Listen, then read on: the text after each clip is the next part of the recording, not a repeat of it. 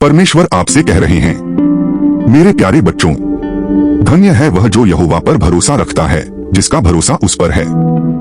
वे उस वृक्ष के समान हैं जो जल के किनारे लगाया गया है और जो धारा के पास अपनी जड़ें फैलाता है। जब गर्मी पड़ती है तब वह नहीं डरता, उसके पत्ते हमेशा हरे रहते हैं। सूखे के वर्ष में भी उसे कोई चिंता नहीं होती और वह कभी फल देना नहीं छोड़ता। बुराई के बदले बुराई मत करो और न अपमान के बदले अपमान करो। इसके विपरीत बुराई के बदले आशीर्वाद दो, क्योंकि इसी के लिए तुम बुलाए गए हो कि तुम आशीर्वाद के वारिस बनो। दृढ़ रहो, किसी बात से विचलित न हो। हमेशा प्रभु के काम में पूरी तरह से लगे रहो, क्योंकि तुम जानते हो कि प्रभु में तुम्हारा परिश्रम व्यर्थ नहीं है।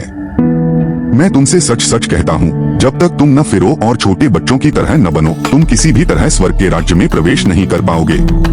इसलिए जो कोई भी अपने आप को इस छोटे बच्चे की तरह नम्र बनाता है, वही स्वर्ग के राज्य में सबसे बड़ा है।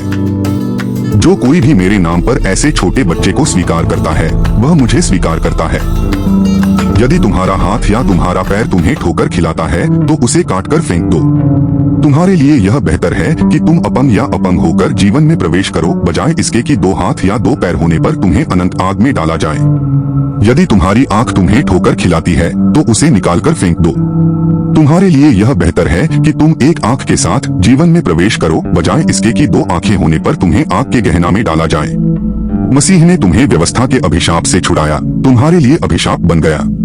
यदि तुम अपने परमेश्वर यहोवा की बात न मानोगे और उसकी सारी आज्ञाओं और विधियों का पालन न करोगे, जो मैं आज तुम्हें सुनाता हूँ, तो ये सब शाप तुम पर आ पड़ेंगे। जो लोग तुम्हें सताते हैं, उन्हें आशीर्वाद दो, शाप मत दो। हे मेरे बच्चों, तुम धन्य हो, तुम्हारे समान कौन है, यहोवा द्वारा बचाई गई प्रजा।